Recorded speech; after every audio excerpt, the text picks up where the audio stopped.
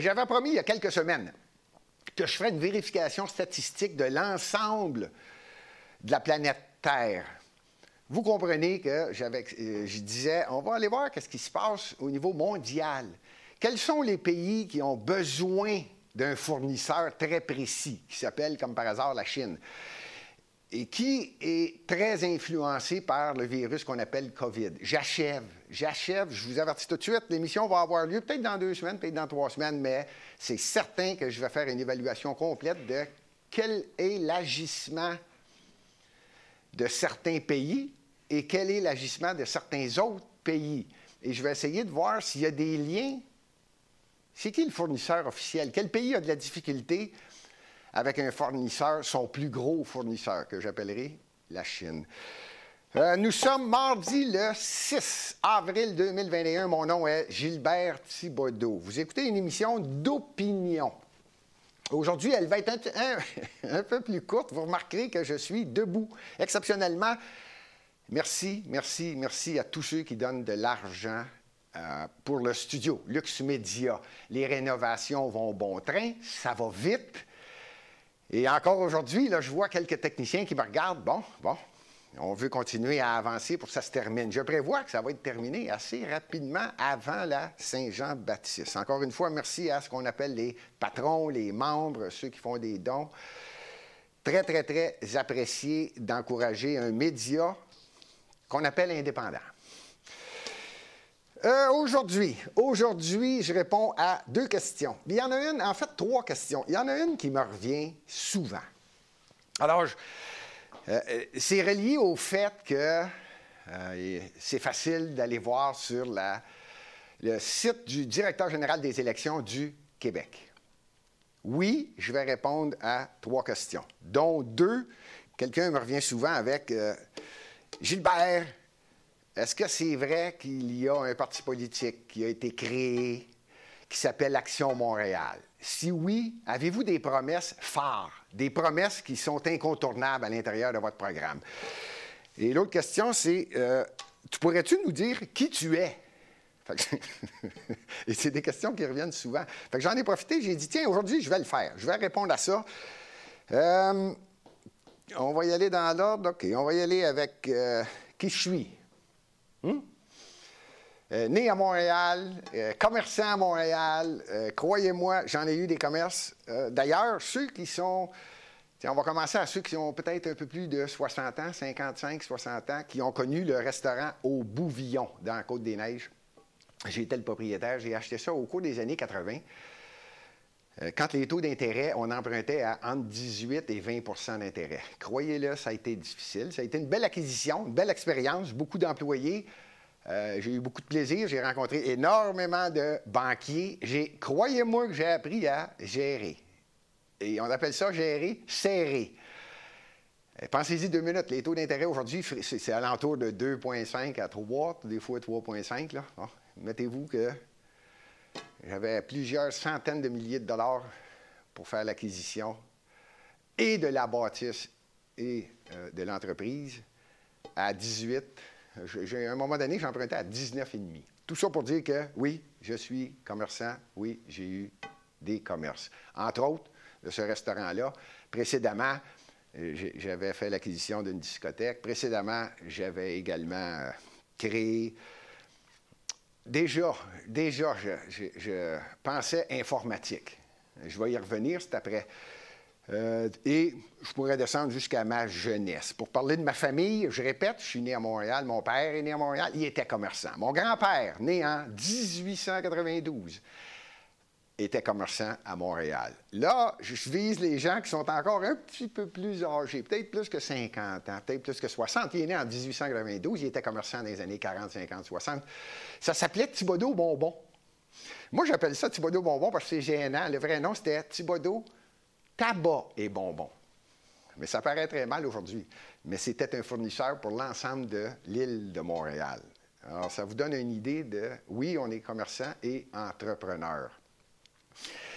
L'une de mes dernières acquisitions, c'est un centre de ski. J'ai créé les 2 rampes de ski acrobatiques. Les athlètes peuvent s'entraîner l'été. Ceux qui ne connaissent pas le ski acrobatique, c'était 3 disciplines à l'époque. Il y avait le ballet, il y avait les bosses et il y avait le saut. Le ballet n'existe plus vraiment, sauf pour une activité physique qui est fantastique.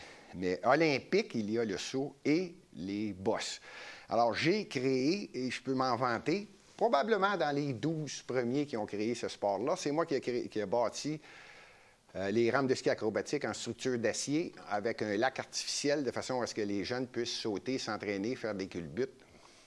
Tout ça pour dire que, en plus du centre de ski, de la discothèque, du café-théâtre et de différents festivals qu'on faisait tous les ans, dont le festival équestre de Saint-Hippolyte. En passant, le centre de ski, c'était le Mont-Tirol au lac Lachigan à Saint-Hippolyte.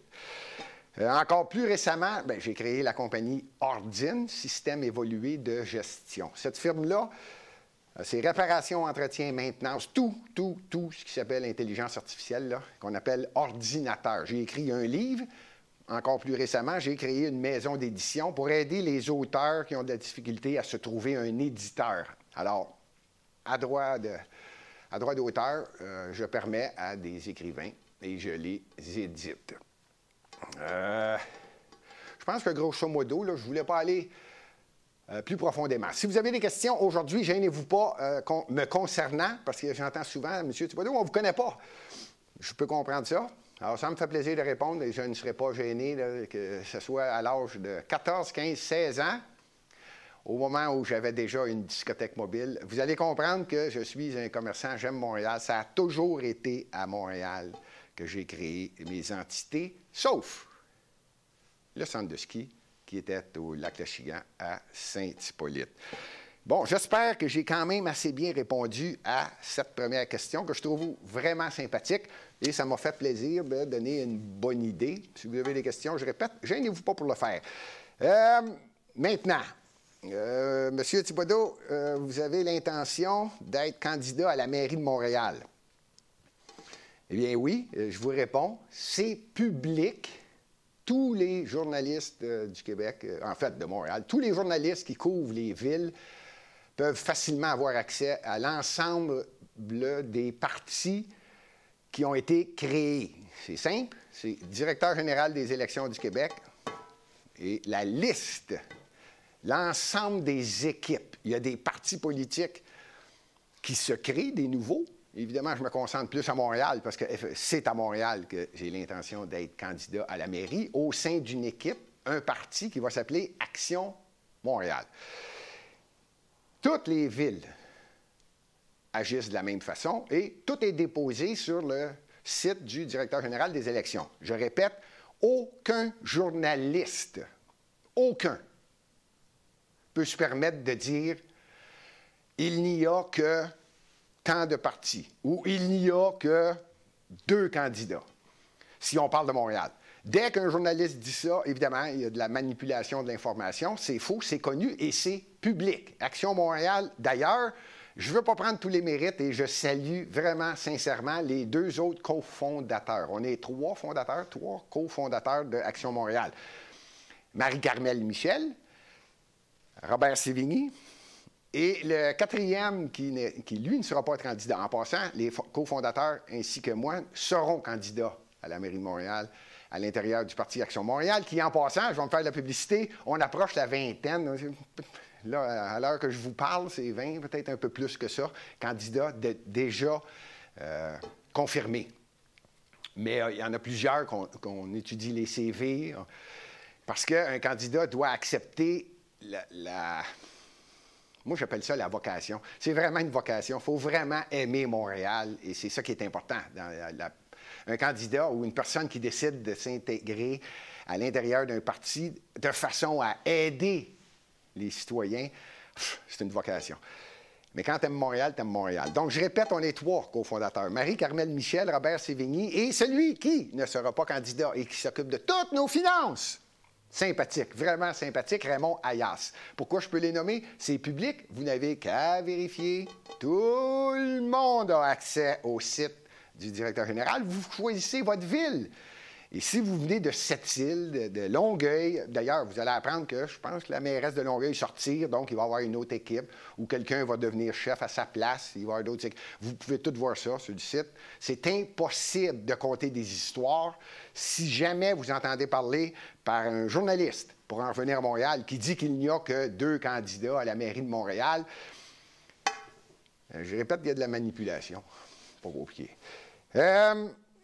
Donc, j'ai répondu, on ne dit pas « je suis candidat à la mairie de Montréal ». On dit « j'ai l'intention d'être candidat à la mairie de Montréal ». On présente un parti, une équipe, je répète. Et lors du déclenchement des élections, ça devient officiel parce qu'entre aujourd'hui et le 7 novembre, comprenez qu'il peut arriver toutes sortes de choses. Mais on a la tête dure au sein du parti et je vous le dis, l'équipe est fantastique. Là, je viens de me permettre encore de publicité. Je répète, c'est une émission d'opinion qui dure depuis 4 ans. Il y a 4 ans, je ne dirais pas ça, mais on s'en va vers ça, alors je suis obligé de le dire. Par contre, j'essaie d'être le plus objectif possible. J'essaie.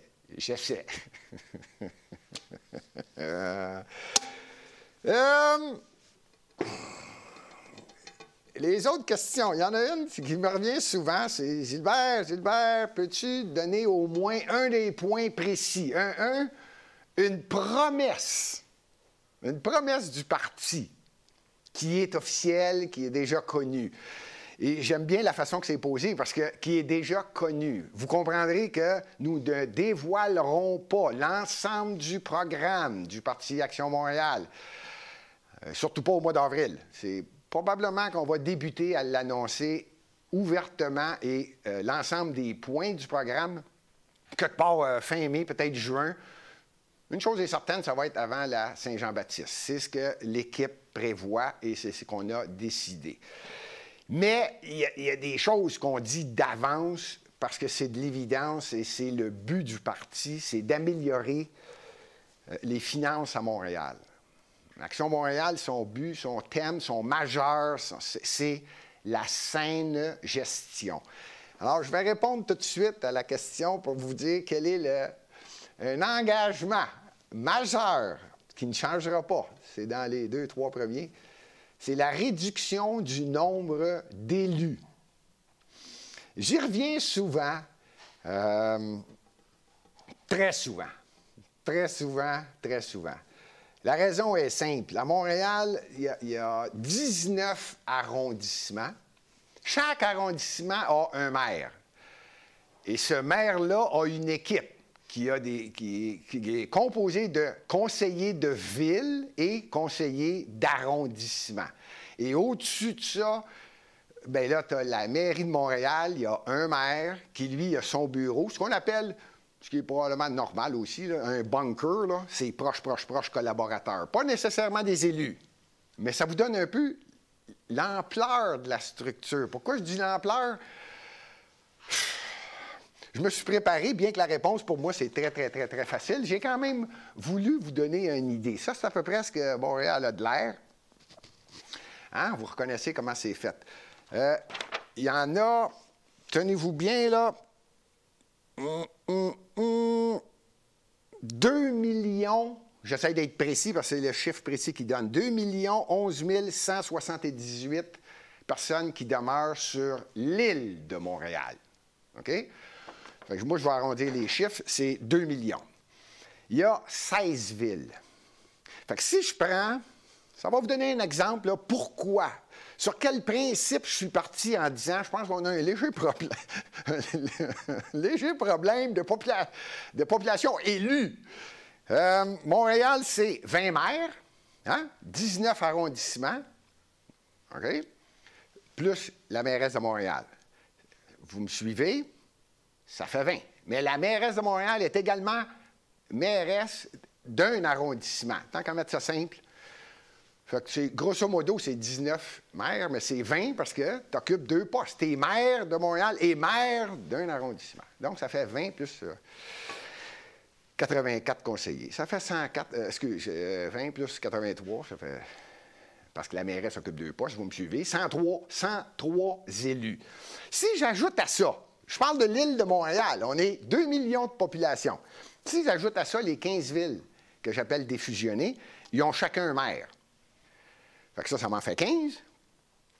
Et grosso modo, ils ont un conseil également. Chaque ville défusionnée, que ce soit Senneville, Montréal-Est, Côte-Saint-Luc, Ville-Mont-Royal, nommez-les, il y en a 15. Bon, ils ont tous un conseil, c'est-à-dire un maire plus des conseillers. J'ai fait une moyenne, là, c'est entre 5 et 7 conseillers plus le maire. Fait que si vous faites votre calcul comme moi, si je prends en moyenne de 6, 15 fois, ça fait 90 conseillers, plus les 15 villes défusionnées. Sur l'île de Montréal, 2 millions de population. Il y a 35 maires et 174 conseillers. 2 millions. Je vais faire un comparatif, là, puis vous comprenez que c'est un comparatif, là. À Toronto, ils sont presque 4 millions. Il y a un maire, 25 conseillers. Ils ne sont pas loin de 4 millions. Un maire, 25 conseillers.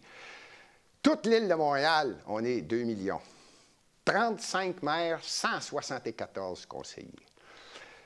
Comprenez-moi bien que l'élu de Montréal n'a aucun contrôle sur les villes défusionnées. Ça, les villes défusionnées, par définition, ce sont justement des villes qui n'aimaient pas le style de gestion à Montréal, puis ils ont dit, nous autres, on va sortir de là, on va faire partie de l'agglomération, on va payer pour des services, que ce soit policiers, incendie, même il y a certaines villes qui ont des services d'incendie. On va payer pour des services que la ville centrale nous offre, le transport public, vous comprenez le principe, mais on ne veut pas que ce soit Montréal qui prenne des décisions. C'est ça, une ville défusionnée. Aujourd'hui, ils ont changé le mot parce que ça ne fait pas poli, ça, dire défusionné. Donc, on appelle ça des villes liées. Fait qu'il y a 15 villes liées à Montréal. Pour en revenir à la promesse, oui, réduction. Il y a plusieurs personnes me demandent, Gilbert, OK, combien? Et combien est-ce qu'il va y avoir d'élus? On le termine. Je peux vous dire tout de suite que ce qu'on vise, c'est moins, c'est pas compliqué, moins de la moitié. Ça veut dire qu'on ne se rendra pas probablement à 40 conseillers, un maire et 40. On ne se rendra pas là. On est en train de terminer et refaire une évaluation complète des arrondissements parce que la population augmente à certains endroits et d'autres moins. Alors, c'est important de façon à bien servir chaque arrondissement. Et quand je dis ça, c'est parce que ce qui est important, c'est de comprendre que Montréal, c'est pas rien que beau, là. Phénoménal. Phénoménal comme ville, là, c'est beau. Peu importe le quartier que je nommerais, là, je les connais tous. Je vous le dis, là, aller à Pointe-aux-Trembles, dans le vieux Pointe-aux-Trembles, c'est hallucinant, là. C'est de toute beauté. Toute beauté. Notre-Dame, là, en s'en allant sur le bord, pas compliqué, le Centre-Roussin. Allez dans ce coin-là, allez voir, c'est beau. Même chose dans Huntsic, même chose. Il y a tellement de beaux quartiers. Donc, c'est important de bien évaluer comment est-ce qu'on peut servir l'ensemble des citoyens qui sont attachés à leur quartier. Également, il faut prendre en considération que moi, j'ai toujours dit, j'ai l'impression qu'il y en a qui veulent défendre un royaume. Puis, j'en veux pas à ces gens-là. Je dis juste, je comprends, mais à un moment donné, c'est le citoyen qui paye pour l'ensemble de ça, là, ces structures-là. Et là, je fais juste parler des élus. Vous comprenez que quand je dis le mot élu et que je dis le mot réduction, vous comprenez que ça par la force des choses, je parle de réduction de comité. Oui. Comité, commissaire, nouveaux services publics, nommez-les, là, en voulez-vous? J'ai l'impression qu'à chaque fois qu'il y a un maire qui est élu, il crée de nouveaux comités, puis on augmente, puis on augmente, puis on augmente. Ça devient énorme. Énorme, et les décisions se prennent de moins en moins rapidement. Les consultations ne sont pas, à mon avis, réelles. J'ai bien dit à mon avis.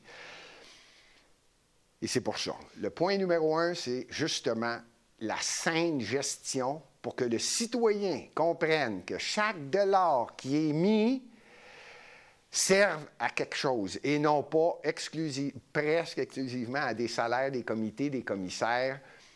Là, vous comprenez la structure là, des chefs de cabinet, des attachés politiques, des attachés de presse, des attachés, en voulez-vous, en voilà. Le but n'est pas bien que ça peut sembler étonnant ce que je vais dire là, le but n'est pas nécessairement parce qu'on va sauver de l'argent. Évidemment que c'est important, la somme est énorme, la somme sauvée. Ce n'est pas exclusivement ça, c'est beaucoup plus de façon à être capable de prendre des décisions et de coordonner ce qui se fait. Là, tout le monde se lance la balle, il n'y a pas personne qui décide. Alors, la première promesse, oui, j'avais dit que je vous répondrais, donc je vous réponds, c'est la réduction du nombre d'élus. Je l'ai dit, là, le chiffre exact, c'est certain que c'est en bas de 40, n'ayez crainte. Je répète, pourquoi est-ce qu'on prend... Puis, on est une belle équipe de prise de décision. Tous ceux qui travaillent avec moi et vice-versa, que je travaille avec eux, je répète, on est 3 cofondateurs, plus les gens qui ont un plaisir à nous regarder aller et qui nous conseillent. Là.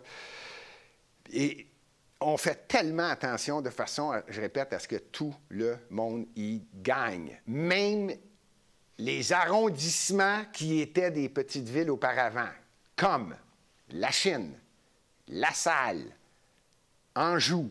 Ça, c'était des villes et finalement, je peux vous le résumer, là, à un moment donné, Montréal, c'était une île, une ville.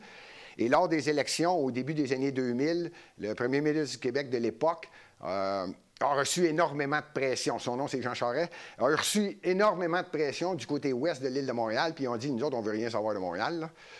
Fait qu'il a dit, OK, faites des référendums, puis si vous êtes capable d'avoir assez de votes, vous défusionnerez. Certaines villes n'ont pas réussi, dont Ville-Saint-Laurent, Anjou, je répète, La Salle, bon. Et la plupart des villes qui ont réussi, c'est l'ouest de Montréal. Alors, je n'ai pas le contrôle sur ces villes-là qui sont défusionnées. Mais permettez-moi de faire un petit commentaire. Ce sont des gens qui répétaient « On ne veut pas être géré par Montréal parce que ça coûte cher. » Là, j'y vais dans mes propres mots. Ça coûte cher, puis il n'y a pas de gestionnaire. Tout coûte cher à Montréal. Il n'y a personne qui pense aux citoyens. J'en dirai pas plus, et je ne peux pas dire qu'ils avaient tort. Mais c'est tout de même triste. Je répète, on est 2 millions, puis il y a 35 maires, 174 conseillers. Pensez-y, c'est du monde. Mais on va commencer par Montréal, faire une meilleure gestion. J'ai dit que l'émission ne sera pas longue. Hey, pourquoi je suis debout? Ça, c'est drôle. Je suis debout parce que... C'est ça, parce que là, ils sont en train de m'enlever à la table. Ça, là, ils m'enlèvent les chaises, ils enlèvent... On achève le studio Lux Media. Je répète encore, merci à tous ceux qui font des dons, tous ceux qui participent au fait que Lux Media devient probablement... Moi, je suis délicat. J'aime ça dire l'un des plus gros studios de télévision transparents, indépendants. Mais certains collaborateurs ici disent qu'on est le plus gros. Tant mieux. Alors, je vous remercie encore. C'est pour ça que je suis debout et que l'émission ne sera pas longue. La deuxième promesse, j'ai dit que j'en donnerais 2. C'est un peu technique. Et là, vous allez comprendre que j'ai beaucoup de respect sur une chose. Je ne peux pas promettre quelque chose si je ne sais pas quelles sont les finances actuelles à Montréal. D'ailleurs, la vérificatrice générale de la Ville de Montréal, on est en année d'élection. Normalement, le parti au pouvoir, c'est actuellement Projet Montréal, Valérie Plante, doit remettre ce qu'on appelle un budget électoral. Un budget qui va donner les chiffres exacts de l'ensemble des finances pour que Action Montréal, c'est-à-dire Gilbert Thibodeau et son parti, puissent avoir accès aux chiffres pour connaître exactement l'argent disponible, où est l'argent, quelles sont les dettes. Vous comprenez? Ça, c'est ce qu'on appelle un budget électoral l'année de l'élection. Eh bien, la vérificatrice générale, Valérie Plante et son équipe ont remis ce qu'on appelle un budget électoral. Et la vérificatrice l'a carrément refusé. Je pense qu'elle n'a pas été même polie. C'était clair. Ça a dit, comment voulez-vous que j'évalue un budget quand les chiffres ne sont pas bons? Alors, pourquoi je vous dis tout ça? C'est difficile pour moi de vous compter, j'allais dire des menteries, faire des promesses. Là, je pourrais dire, ça arrive trop souvent et c'est pas mon style, c'est pas mon genre. J'ai géré des compagnies, des restaurants, centres de ski. J'ai géré et je sais c'est quoi gérer serré. et pour améliorer les finances, puis que tout le monde soit heureux. Alors, je ne ferai pas de promesses lors de cette campagne-là, qui va se déclencher quelque part vers le mois de septembre, parce que je n'ai pas les chiffres. Par contre, j'ai presque tous les budgets au cours des 10 dernières années. Et croyez-moi, c'est le livre de chevet. Mes livres de chevet, que j'adore, du 300-400 pages, pour voir où on en est. Et effectivement, je n'ai pas vu le dépôt du budget électoral de Valérie Plante à la vérificatrice générale, mais sacrifice. J'aurais été gêné, moi, si j'avais été obligé de sortir les vrais chiffres. C'est, d'après moi, la raison pour laquelle ça n'a pas été ça qui a été déposé et que la vérificatrice générale ne s'est pas gênée pour le dire publiquement dans tous les médias traditionnels. Comment voulez-vous que j'approuve un budget comme ça quand les chiffres ne sont pas bons? Alors, je répète, ça me fait plaisir de faire des promesses, mais je n'en ferai pas tant et aussi longtemps qu'on n'aura pas les vrais chiffres. J'espère évidemment d'être élu le 7 novembre. Je vais avoir les vrais chiffres. Et croyez-moi qu'au cours de la première année, très rapidement, s'il y a des modifications à faire, elles vont être faites. Mais je n'ai pas l'intention de retirer mes promesses. C'est pour ça qu'elles seront précises. La première, je vous l'ai dit, c'était la réduction des élus. La deuxième, qui est de plus en plus connue et reconnue, c'est... Je pars du principe que Montréal, malheureusement, les familles, la classe moyenne, celle qui a tout de même assez d'argent, qui vit bien, mais qu'on appelle ça de classe moyenne, les familles, depuis l'arrivée, ça a commencé avec le maire précédent, qu'on appelle Denis Coderre, et ça s'est accentué avec la mairesse actuelle, très accentué. D'ailleurs, la pire année, c'est 2019-2020. Il y a eu plus de monde qui sont sortis de Montréal qu'il y en a qui sont rentrés. Vous allez me dire, c'est difficile à comprendre parce que s'il en sort plus qu'il en rentre, les loyers devraient diminuer. Il y a plus de monde, donc les logements se vident. Je vous le jure, on l'a regardé, ce dossier-là. J'ai tourné alentour. Vous devez prendre tout ce qui se passe actuellement. Je vais nommer qu'une seule chose qui fait qu'on a l'impression qu'il y a beaucoup de gens. Le rang Roxham. Je dois prendre en considération que sur les 40 ou 50 000 personnes qui passent illégalement les frontières au Canada, plusieurs atterrissent à Montréal. Donc, ils occupent des endroits.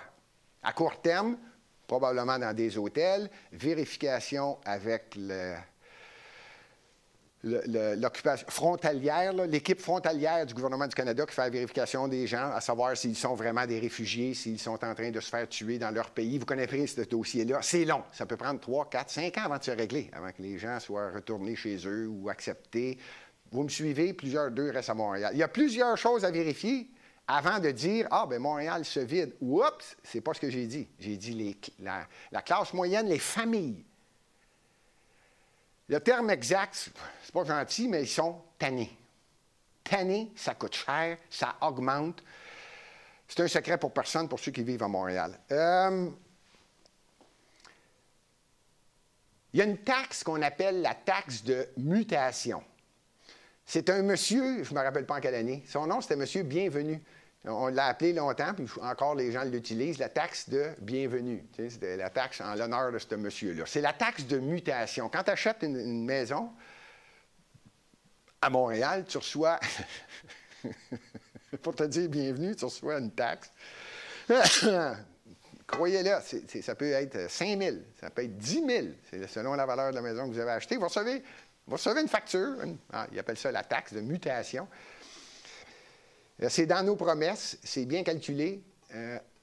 On élimine entièrement la taxe de mutation. Faites bien attention, puis je ne voudrais pas que vous coupiez ce que je dis là. Parce que je dis qu'on élimine la taxe de mutation pour toute personne qui, pour la première fois, je répète, première fois, je ne parle pas d'une personne qui a déjà eu une maison à Montréal qui en a fait une autre. Je parle de la première. Simplex, quadruplex, triplex, duplex, maison, condo.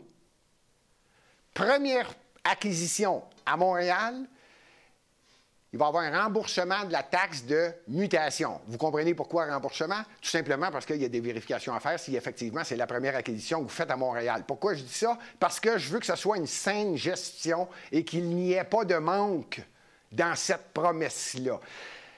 C'est pas beaucoup, c'est plusieurs dizaines de millions de dollars qui ne rentrent plus à Montréal.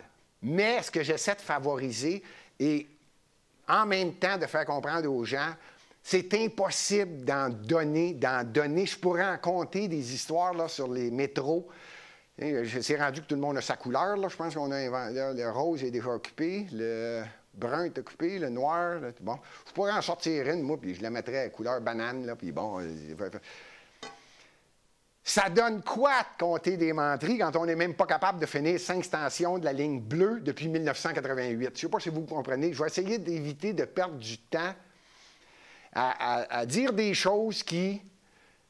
Ça va se faire, mais rappelez-vous, la ligne bleue, c'est depuis 1988 que c'est promis. On est en 2021. Il n'y a même pas eu un pelletel-terre encore. Fait que même si j'en parlais, puis je disais, moi, on va vous faire ça, fantastique. Fantastique, le transport public. Puis voici, je vais rajouter 700 autobus, puis 47 stations de métro. Je peux dire n'importe quoi. Moi, ce que je veux, c'est que les gens aiment Montréal. Ceux qui ne demeurent pas à Montréal, je peux donner un petit incitatif, il n'y aura pas de taxes. Pour plusieurs, ça peut sembler drôle, mais 5 à 10 000 là, que tu n'as pas à payer, ça paye pas mal de meubles, ça. Hein? Puis tu ne reçois pas la surprise de recevoir une facture après avoir payé. Là. Alors, quelqu'un m'avait dit, Gilbert, vas-tu répondre à quelques questions? Oui, c'est les 2 questions auxquelles je voulais répondre. Pourquoi l'émission va être plus courte? Pourquoi je la termine tout de suite? Parce que, vous ne le croyez pas, j'ai plus de table. J'ai plus de table, j'ai plus de chaise.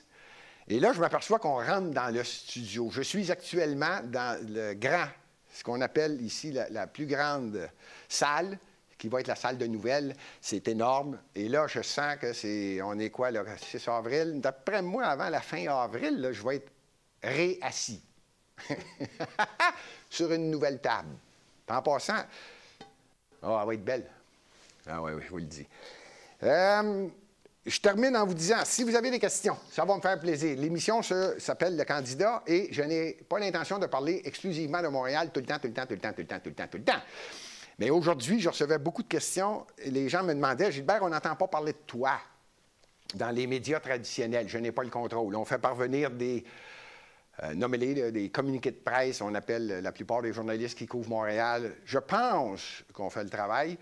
Je pense que peut-être que c'est un petit peu trop rapide, et c'est pour ça que les journalistes couvrent autre chose, entre autres le COVID.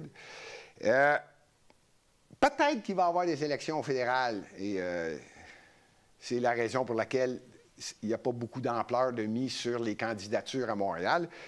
Moi aussi, je pense, comme probablement la plupart des gens qui écoutent l'émission, disent OK, mais pourquoi est-ce qu'ils ne disent pas qu'il y a plus que 2 candidats? Ça, c'est hors de mon contrôle. Hors de mon contrôle. Je répète, tous les médias traditionnels, journalistes qui couvrent les élections municipales, dont celle de Montréal, et qui disent qu'il n'y a que 2 candidats, qu'il n'y a que 2 partis actuellement en lice. Permettez-moi de vous dire que ça me fait beaucoup de peine parce qu'on travaille fort, on a une belle équipe. Et après ça, tiens, je vais vous en faire une autre promesse. Il y a quelqu'un qui m'a dit, Gilbert, il faudrait que tu aies des vedettes. Il dit, les journalistes, ils veulent des vedettes. C'est ça, on est dirigé quelquefois par des vedettes, vous voyez ce que ça donne. Bon, je vais être encore plus précis que ça. L'ensemble des candidats du parti Action Montréal là, aiment Montréal, connaissent la définition de saine gestion, et croyez-moi, pour moi, c'est des vedettes. Ils aiment Montréal. La semaine prochaine, je pense qu'on a un invité. On en reparle. Salut.